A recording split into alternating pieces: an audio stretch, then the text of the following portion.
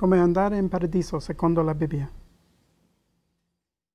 Salve, mi chiamo Massimo Maresco, sono un membro della Strong Tower Baptist Church, una chiesa battista nel Regno Unito. Vorrei farti una domanda importante. Sei certo che, se morissi oggi, andresti direttamente in paradiso? È una domanda molto importante a cui rispondere. Potresti non esserne sicuro, potresti aver riposto la tua fiducia nelle cose sbagliate o potresti non aver mai pensato a questa domanda prima di ora.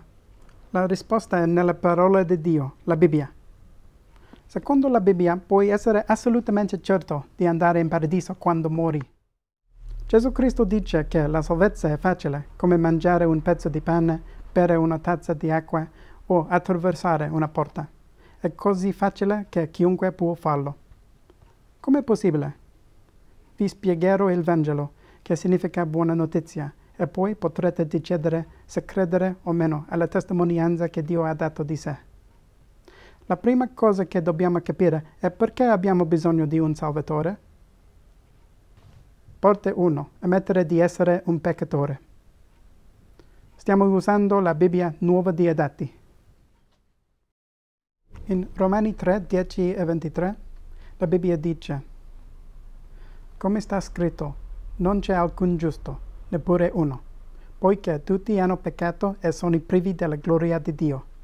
Nessuno è perfetto, siamo tutti peccatori. Se qualcuno sostiene di essere perfetto, sappiate che è un bugiardo.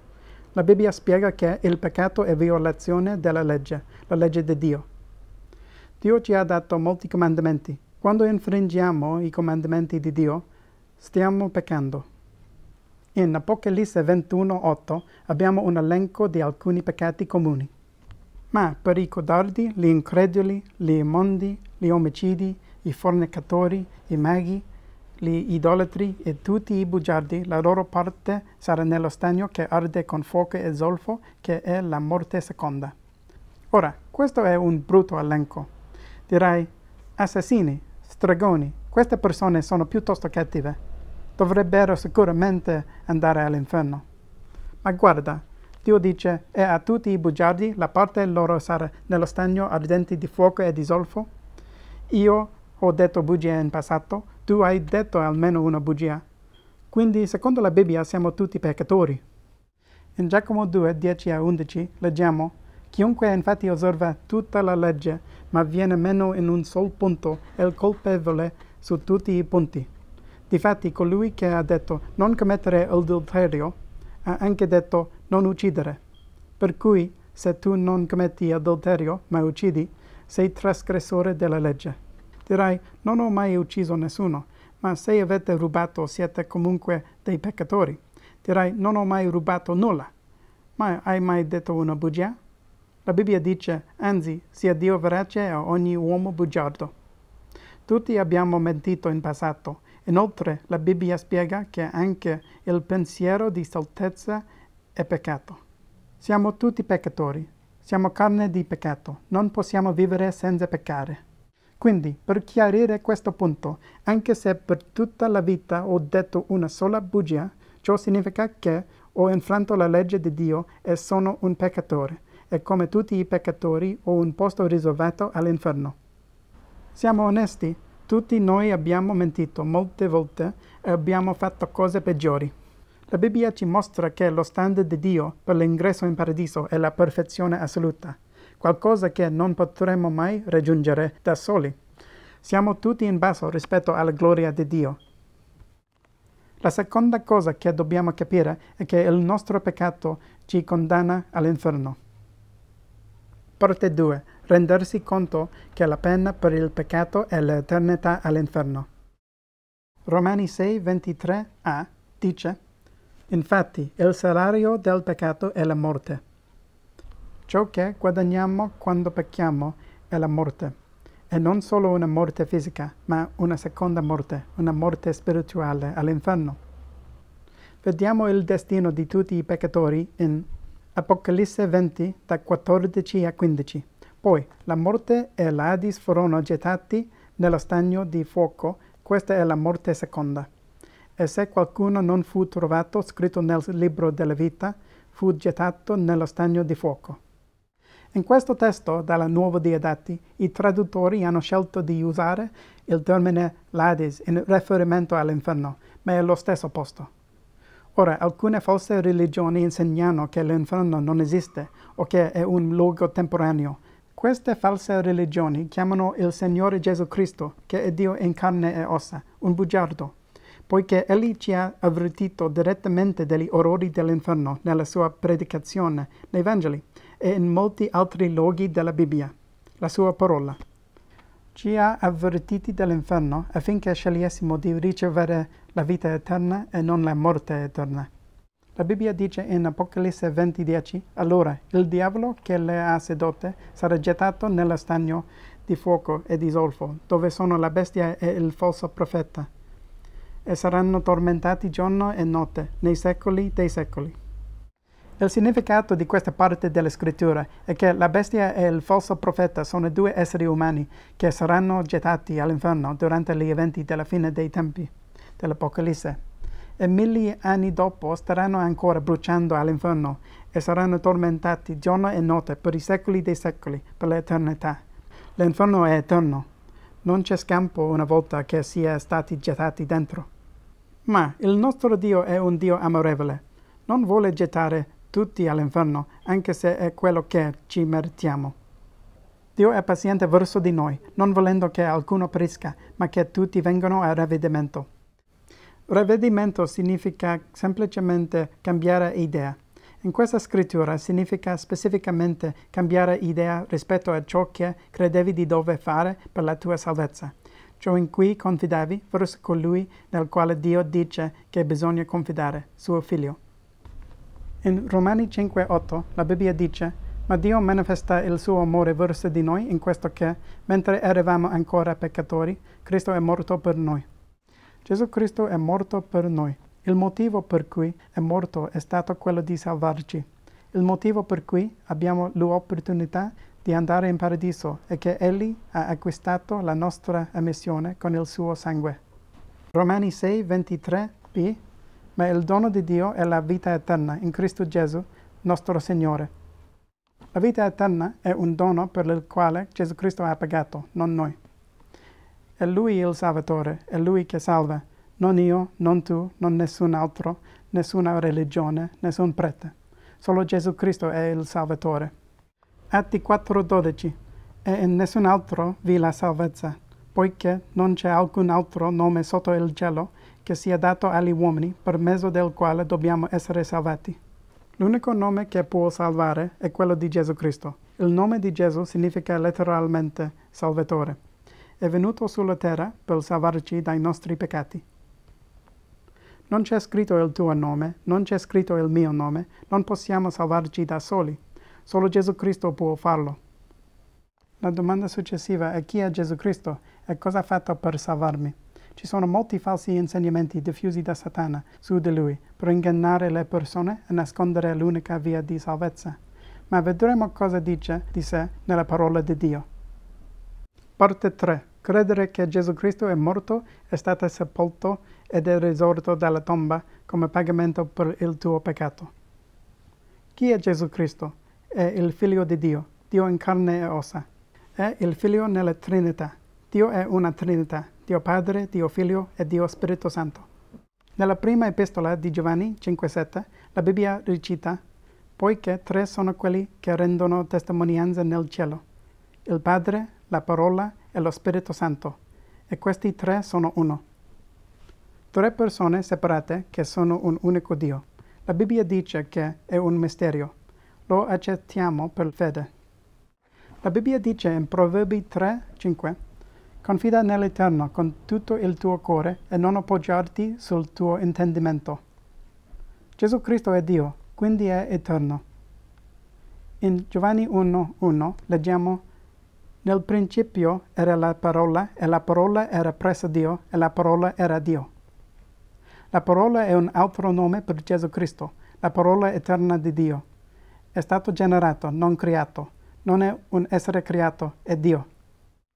Circa 2000 anni fa è entrato nel mondo, nato da una vergine che ha concepito per opera dello Spirito Santo. Era allo stesso tempo pienamente umano e pienamente Dio. Apprendiamo in Ebrei 4:15, infatti noi non abbiamo un sommo sacerdote che non possa simpatizzare con le nostre infermità, ma uno che è stato tentato in ogni cosa come noi, senza però commettere peccato. Gesù ha avuto tutte le tentazioni che abbiamo noi, ma non ha mai ceduto, non ha mai peccato. Ha vissuto la vita perfetta e senza peccato, che noi non possiamo vivere. Ha compiuto molti miracoli durante la sua vita sulla terra. Ha ridato la vista ai ciechi, ha dato l'udito ai sordi, ha guarito i lebbrosi, ha scacciato i demoni, ha risuscitato persone come Lazzaro dai morti, ha moltiplicato il cibo per sfamare migliaia di persone, ha camminato sulle acque, ha comandato i venti e le onde. Perché è Dio in carne e ossa, molti malvagi lo odiavano. I malvagi capi religiosi del suo tempo complottarono per ucciderlo e mentirono su di lui per farlo crocifiggere dai Romani. Sapevano che era il figlio di Dio e lo odiavano per questo. In qualsiasi momento, durante la falsa prigionia, la tortura e la crocifissione, Gesù Cristo aveva il potere di fermare i suoi assassini, ma era volontà di Dio Padre che il figlio sacrificasse la sua vita per salvarci. Gesù Cristo è andato obbedientemente sulla croce per pagare per tutti i tuoi peccati, per tutti i miei peccati, per tutti i peccati del mondo intero, passati, presenti e futuri. Ecco l'agnello di Dio che toglie il peccato del mondo e che è stato ucciso fin dalla fondazione del mondo. Questo è sempre stato il piano fin dall'inizio, che il Salvatore sarebbe morto per noi. 2 Corinzi 5:21 recita: poiché Egli ha fatto essere peccato per noi, colui che non ha conosciuto peccato, affinché noi potessimo diventare giustizia di Dio in Lui. Gesù Cristo si è preso la punizione che tutti noi meritiamo, ha versato il suo sangue per noi per rimuovere i nostri peccati. Si è sacrificato al posto nostro, si è scambiato con noi per liberarci, per far sì che non finiamo all'inferno. Nella prima epistola di Pietro 2:24 leggiamo: Egli stesso portò i nostri peccati nel suo corpo sul legno della croce, affinché noi, morti al peccato, viviamo per la giustizia, e per le sue lividure siete stati guariti. Eravamo già morti, destinati all'inferno, ma grazie al suo sacrificio siamo guariti e possiamo vivere di nuovo. Atti 2:31 è: prevedendo le cose a venire, parlo della risurrezione di Cristo, dicendo che l'anima sua non sarebbe stata lasciata nell'Ades e che la sua carne non avrebbe visto la corruzione. Dopo la sua crocifissione, l'anima di Gesù Cristo andò all'inferno per 3 giorni e 3 notti, per soffrire un'eternità di punizione per tutta l'umanità. Egli è risorto perché l'inferno non poteva trattenerlo ed è tornato nel suo corpo, che non ha visto la corruzione, non è marcito, perché è morto per soli 3 giorni. Gesù Cristo ha fatto tutto questo per salvarci, ma non tutti vanno automaticamente in paradiso. C'è una cosa che dobbiamo fare per essere salvati. Parte 4. Fidarsi solo di Cristo come Salvatore. Nella Bibbia la domanda più importante viene posta chiaramente una volta sola. In Atti 16 da 30 a 31, Paolo e Sila hanno predicato il Vangelo e un carceriere vuole sapere come essere salvato. Poi li condusse fuori e disse: Signori, cosa devo fare per essere salvato? Ed essi dissero: credi nel Signore Gesù Cristo e sarai salvato tu e la casa tua. Il motivo per cui puoi essere sicuro al 100% di andare in paradiso è che il Signore Gesù Cristo ha fatto tutto il lavoro. Tutto ciò che devi fare è credere che l'abbia fatto per te. Quando diciamo credere, non intendiamo dire credo che Gesù Cristo fosse una persona reale, o credo che fosse un uomo buono, o un grande profeta. No, intendiamo credo che Gesù Cristo sia il Figlio di Dio, l'unico Salvatore che ha promesso di salvarmi e di portarmi in paradiso quando morirò. È l'unico che può farlo. La vita eterna è un dono gratuito che Egli ha comprato con il suo sangue, per te, per tutti, ma per riceverlo devi cambiare idea su qualsiasi cosa a cui ti affidavi prima e affidarti pienamente solo a Gesù Cristo per la tua salvezza. In Giovanni 3,16, il versetto più famoso della Bibbia, è scritto: «Poiché Dio ha tanto amato il mondo che ha dato il suo unigenito Figlio, affinché chiunque crede in Lui non perisca ma abbia vita eterna». Questo significa, poiché Dio ha tanto amato il mondo, me, te e tutti quelli che lo abitano, che ha dato il suo unigenito Figlio, Gesù Cristo sacrificato sulla croce, affinché chiunque crede in Lui, riponga la propria fiducia in Lui, non perisca, cioè vada all'inferno, ma abbia vita eterna, cioè vada in cielo. L'unica cosa che il Vangelo dice di fare è credere. Non sii una brava persona, vai in chiesa, vivi una buona vita. No, dice solo di credere. Guarda, in Giovanni 3,18 la Bibbia dice: «Chi crede in Lui non è condannato, ma chi non crede è già condannato, perché non ha creduto nel nome dell'unigenito Figlio di Dio». Mettiamo che sulla terra ci siano due gruppi di persone e in entrambi i gruppi tutti siano peccatori. In un gruppo le persone hanno creduto nel Salvatore, nell'altro gruppo hanno rifiutato il Salvatore. Potresti dire: beh, alcune persone senza il Salvatore hanno avuto una vita più virtuosa di altre persone con il Salvatore. Ma Dio ha detto: ora senza fede è impossibile piacergli. La tua salvezza non dipende dalle tue buone azioni o opere, ma da colui a cui ti affidi per la salvezza. Senza la fede in Cristo non hai nulla, non vedrai la vita. Questo spiega chiaramente come sia documentato che molti uomini di Dio imperfetti nella Bibbia si trovino in paradiso, nonostante abbiano commesso peccati terribili. Tra questi, Mosè, un assassino; Sansone, un fornicatore e suicida; il re Sol, che ha ucciso 85 sacerdoti di Dio e le loro famiglie, e in seguito si è suicidato; il re Davide, il quale ha commesso adulterio e omicidio; il discepolo Pietro, che ha negato di conoscere Gesù Cristo prima della crocifissione, e molti altri. La loro salvezza è stata assicurata da Gesù Cristo, non da loro stessi. C'è solo una scelta: confidare in Gesù Cristo per salvarsi o rinnegarlo e andare all'inferno. In Efesini 2, da 8 a 9, la Bibbia dice: «Voi infatti siete stati salvati per grazia mediante la fede, e ciò non viene da voi, è il dono di Dio, non per opere, perché nessuno si glori». Chiunque sia in paradiso non può vantarsi e dire: «Sono qui perché ero una brava persona», ma può solo dire: «Sono qui solo perché Gesù Cristo ha pagato perché io fossi qui». Tutta la gloria va a Gesù Cristo. La grazia è un favore non meritato. Non meritiamo l'amore di Dio o la sua salvezza, ma poiché Egli è un Dio amorevole, ha fatto tutto il lavoro per salvarci. Quando ci affidiamo a Lui, abbiamo ottenuto la salvezza per fede nell'opera di Lui compiuta per salvarci. Noi non possiamo fare alcuna opera per ottenerla. Non è una questione di opere.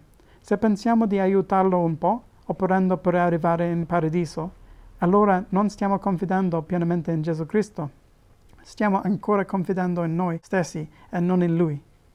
Ecco un esempio. Se ti offrissi la mia Bibbia come omaggio, ma poi ti chiedessi 10 euro per averla, sarebbe un regalo? No, non lo sarebbe. Avresti pagato e non sarebbe un regalo. Se ti offrissi la mia Bibbia gratuitamente e non ti chiedessi soldi, ma ti dicessi: ogni settimana devi venire a lavare la macchina, lavare i vetri, spazzare il pavimento, sarebbe un regalo? No, perché ti starai comunque facendo lavorare per averlo. Se dicessi che ti sto dando questo dono gratuito per sempre, che è tuo per l'eternità, senza chiederti soldi o di lavorare per me, ma poi, una settimana dopo, tornassi e ti dicessi: hai fatto qualcosa che mi ha fatto arrabbiare, me lo riprendo, avrei detto la verità? No, questo mi renderebbe un bugiardo. Se dicessi che ti do questo regalo per sempre, ma te lo togliessi in qualsiasi momento per qualsiasi motivo, allora non sarebbe mai stato eterno e sarai un bugiardo. Ora ricorda, Dio non può mentire. Tito 1:2 dice: nella speranza della vita eterna, promessa prima di tutte le età da Dio, che non può mentire. Dio non può mentire, ha garantito di salvarti a prescindere da tutto se riponi la tua fiducia solo in Lui per salvarti. Ora, alcuni si chiedono: questo significa che dopo la salvezza posso andare in giro ad uccidere persone e commettere peccati orribili? La verità è che non c'è nulla che ti impedisca di farlo adesso, e dopo la salvezza potrai ancora commettere peccati malvagi. Ma la differenza è che Dio diventa tuo padre, un buon padre che punisce i suoi figli per le cose malvagie che fanno sulla terra. Guarda, in Giovanni 1:12 si legge: ma a tutti coloro che lo hanno ricevuto, Egli ha dato l'autorità di diventare figli di Dio, a quelli cioè che credono nel suo nome. Diventiamo figli di Dio solo per fede in Gesù Cristo. E in Giovanni 10, da 27 a 29, Gesù parlando dice: le mie pecore ascoltano la mia voce, io le conosco ed esse mi seguono. E io do loro la vita eterna, e non periranno mai, e nessuno le rapirà dalla mia mano. Il Padre mio che me le ha date è più grande di tutti, e nessuno le può rapire dalla mano del Padre mio. Dio ha garantito che ti terrà stretto e non ti lascerà mai andare. Non sei più forte di Dio, nessuno è più forte di Dio. Non potrai mai perdere la tua salvezza perché è Dio a garantirla, non tu. Non perirai mai, dunque non sarai mai gettato all'inferno. La disciplina di Dio è visibile in Proverbi 3, da 11 a 12. Figlio mio, non disprezzare la punizione dell'Eterno e non detestare la sua correzione, perché l'Eterno corregge colui che Egli ama, come un padre il figlio che gradisce. Chiunque creda solo in Cristo per la propria salvezza è un figlio di Dio, e ogni figlio che Dio accoglie passa attraverso la disciplina su questa terra. Egli è il Padre migliore e più amorevole, e non vuole che cresciamo come mostriciattoli. Riceviamo una punizione sulla terra, idealmente per correggere il nostro fare malvagio e vivere una vita che sia gradita a Dio. Se causiamo vergogna alla causa di Cristo, Dio potrebbe persino reputarci a casa prima del tempo, in paradiso, come ha fatto con alcune persone nella Bibbia. Potremmo essere chiamati ultimi nel regno dei cieli, ma saremo sempre suoi figli. Possiamo rovinare la nostra vita sulla terra, ma non potremo mai perdere la nostra salvezza, perché Dio ce l'ha garantita. Siamo arrivati alla fine del Vangelo. È rimasta una cosa sola da spiegare. In Romani 10, da 9 a 10 e 13, la Bibbia recita: poiché se confessi con la tua bocca il Signore Gesù e credi nel tuo cuore che Dio lo ha risuscitato dai morti, sarai salvato. Col cuore, infatti, si crede per ottenere giustizia e con la bocca si fa confessione per ottenere salvezza. Infatti, chiunque avrà invocato il nome del Signore sarà salvato. Gesù ha il dono della vita eterna, pronto per te. Un dono con il tuo nome sopra. Ma se non lo chiedi fiducioso che lo riceverai, non diventerà mai tuo. Se hai creduto a queste cose che ti ho predicato, vorrei guidarti in una rapida preghiera che mostri a Dio la tua fede e chieda per te la vita eterna. Ripeti dopo di me. Caro Gesù, so di essere un peccatore e so di meritare di andare all'inferno, ma credo che tu sei morto sulla croce per me. Sei stato sepolto e sei risorto. Ti prego, salvami e portami in paradiso quando morirò. Confido solo in te, Signore. Amen. Congratulazioni! Se hai detto questa preghiera e ci hai creduto nel tuo cuore, ora sei stato salvato. Sei uno dei figli di Dio e non sarai mai gettato all'inferno. Ora puoi essere sicuro al 100% che andrai in paradiso quando morirai. Condividi questo messaggio con altri per insegnare loro come essere salvati.